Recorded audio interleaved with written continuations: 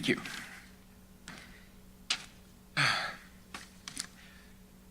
I'm Jack Phillips, owner of Masterpiece Cakeshop, just a few minutes away.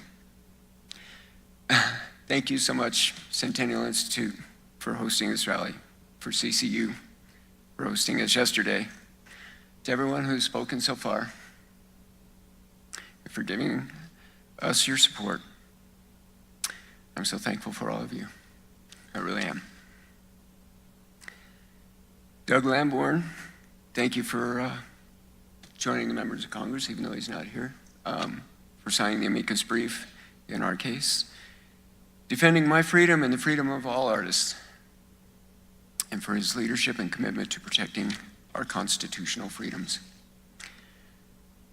As a cake designer, I've spent many years working on my craft. When I was in high school, I always had a pen, pencil, drawing in the margins of the paper, signing up for every sculpting class, every painting class, every drawing class that I could. And then I discovered when I got a job that I could combine my love with all this art with baking as a cake artist. Since then, I've had the joy of designing cakes for my customers for over 24 years.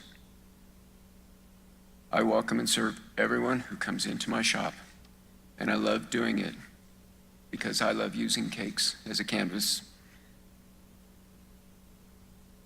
to express my ideas. I celebrate events with them, and I bring joy to people's lives.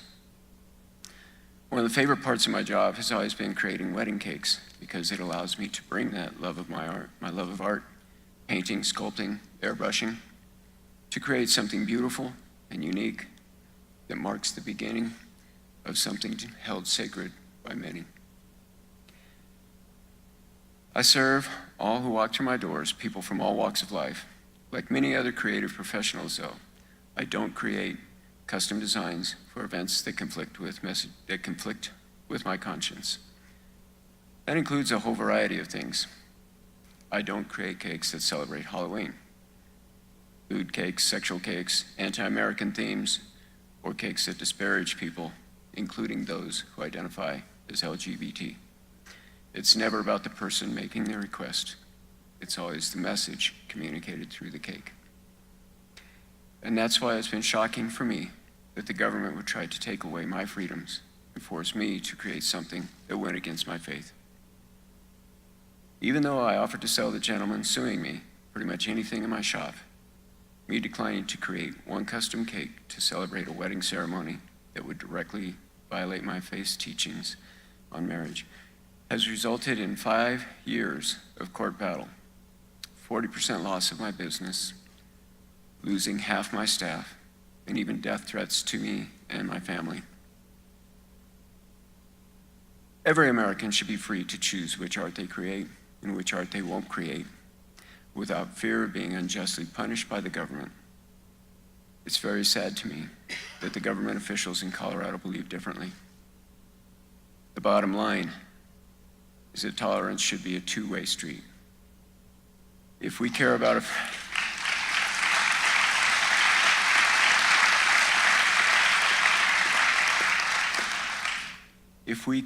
free Colorado and a free America, then we should all be for the constitutional principle that no one should be forced to speak or promote a message with which they disagree. If the government can force me to create custom art that is against my faith, it can force you to express messages that violate the beliefs you hold. I want to live in an America where creative professionals of all kinds, regardless of their beliefs, can live without fear of government punishment. And so I'm thankful for the U.S. Supreme Court that they've taken my case.